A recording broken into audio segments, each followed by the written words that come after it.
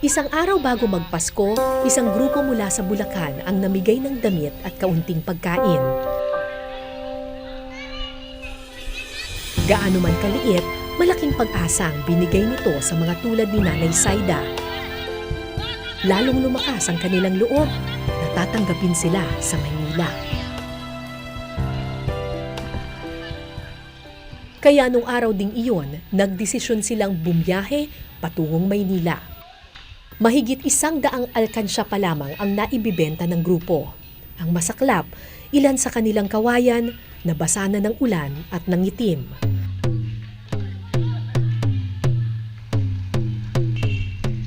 Umaasa sila na sa Maynila, mas maganda ang buhos ng swerte.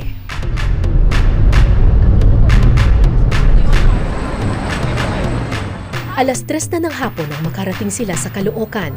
Sinalubong sila ng ingay at ulan. Sobrang ingay po. Tapos yung tao nagsisiksikan. Nakabitaw ka. Mawawala na po. Hindi mo na makita yung kasama mo. Maingay po dun eh. Sa Maynila? Pero kailangan mong tiisin dahil para makapagtinda ka po ng souvenir. Ay dito po tayo pag gabi na matutulog na. Ay dun hanggang umaga, madaling araw may pa rin, sasakyan, maingay pa rin. Dahil hindi pwedeng mabasa ang mga alkansya, sumilong muna sa gilid ng isang mall ang mga katutubo.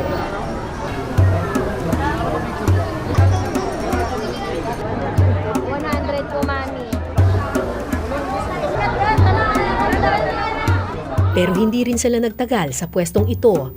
Nakahalata na kasi ang mga security guard ng mall.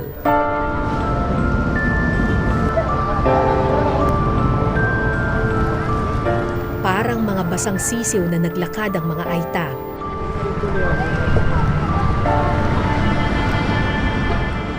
Sa ilalim ng LRT, nakahanap sila ng masisilungan.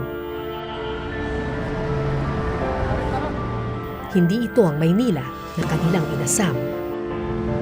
Ba't po ba kayo nagpunta dito sa Maynila? Nasa Bulacan na kayo.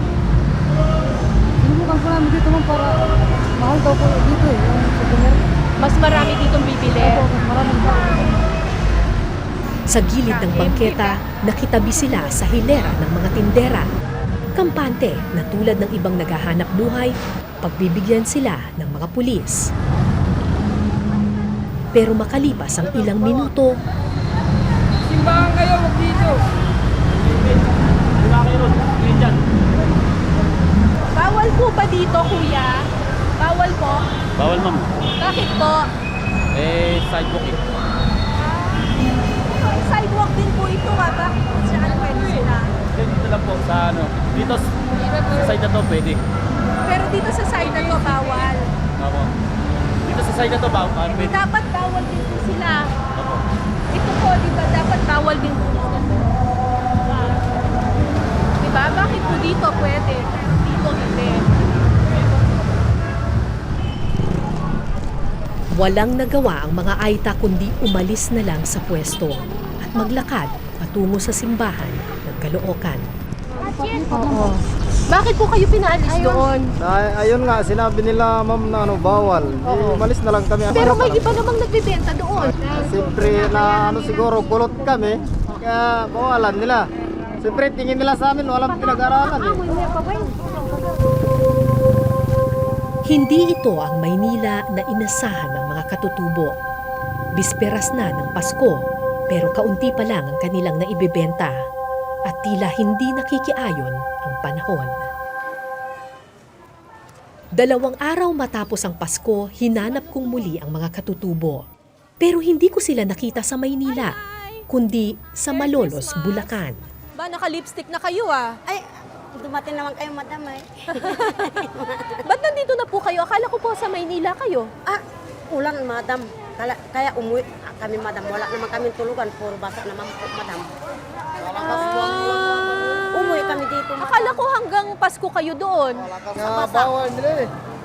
Anong binabawal? Bawal daw. Bawal matulog daw doon. Kahit man- Sa isang sulok, nakita ko ang masipag na si Arturo, abala pa rin sa kanyang mga kawayang alkansya. So hindi pa po ubos. Bali, yung natirang ano ko po, ito ma'am, hindi pa naubos kaso binunta ko na po sa kanila ma'am. Magkano yung binenta? Bali, tigtitin lang po ito ma'am. Ano na? Tigtitin po yung isa, yung ganto po. Ang mura, kuya. Yung ganto po, ma'am. Binenta nyo ng palugi. Ay, yun nga po ma'am. Ang ilang alkansya naman, kahit 10 piso, wala na raw gustong bumili. Ano po yung Bali, nangyari naulanan dito? po kasi yan ma'am.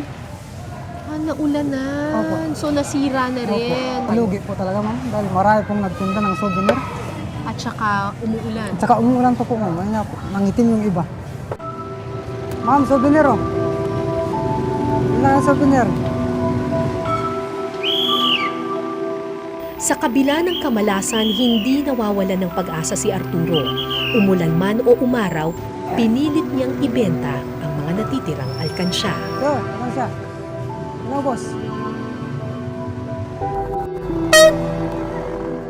Pero dahil tapos na ang Pasko, ibang regalo na ang hanap ng mga tao.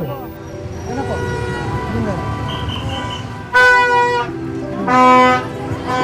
Souvenir po.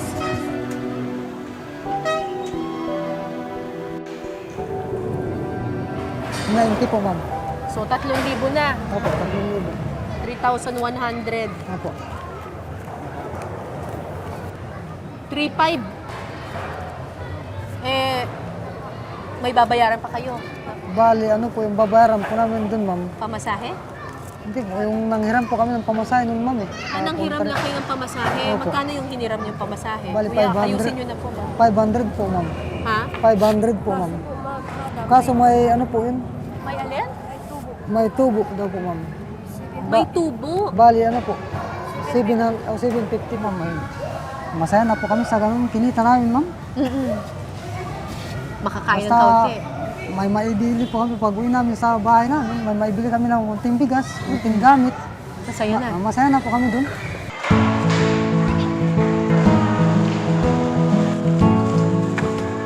Kung sina Arturo naghahanda ng umuwi at tinanggap na ang masakit na kapalaran, ang mga katutubo na nasanay na sa pamamalimos, wala pang balak umuwi sa bundok. Mas malaki pa nga raw ang kinita ng mga namalimos kesa sa kanilang naghirap sa pagbebenta. Sinasabi po sa amin yung mga kita po nila, mga malaki. Magkano daw yung kita nila? Mayroon daw pong 15,000, may tig 10,000, may tig 20,000 po ang nakikitaan po nila. Tapos wala silang puhunan. Opo. Wala Kayo? pong punan, eh siyempre na, Mamamalimos. mga malimos lang po eh. Hindi po ba importante yung pera? Basta may bibili lang po kami ng bigas namin. Oo. At least hindi po nakakahiya. Yung tingin sa amin ng tao.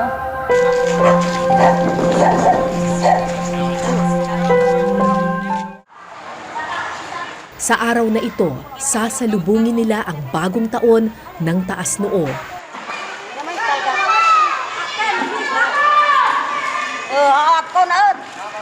Dahil gaano man kaliit ang laman ng kanilang bulsa, hindi ito matutumbasan ng respeto para sa kanilang lahi.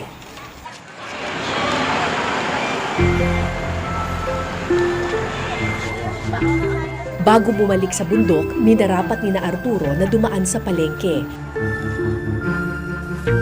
para ipatikim ang Pasko na nararapat sa kanilang mga anak.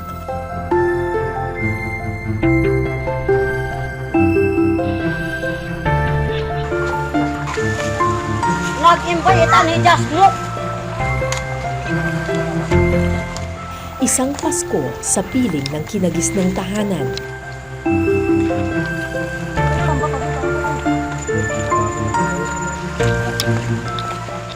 Isang Pasko na tanggap ang lahat at walang ipagtatabuyan.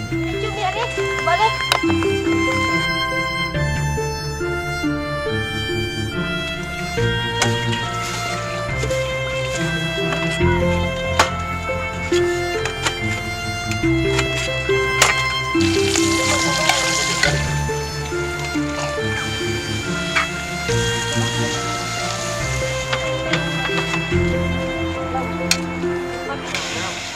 Ano pong ibig sabihin sa inyo ng Pasko? Hindi ko nga rin po ano yung Pasko, madam eh. Kasi Eh, Pasko daw po sabi nila, kaarawan daw po ni ng Panginoon, sabi daw. Pero para sa mga kulot, anong ibig sabihin ng Pasko? Hindi ko na po maano yun, madam. Kasi hindi, wala nga po, dati po kasi ang kulot, walang Pasko eh. Nandudun lang sila sa mga lugar nila. Tapos kung may konting mailuluto, magluluto. Pero kung wala po, madam, ay wala po. Nagtungo sila sa Maynila para maramdaman ang biyaya ng Pasko. Pero ang tunay palang regalo ay nasa kanilang puso at pagkatao. Ako po si Cara David at ito po ang Eyewitness.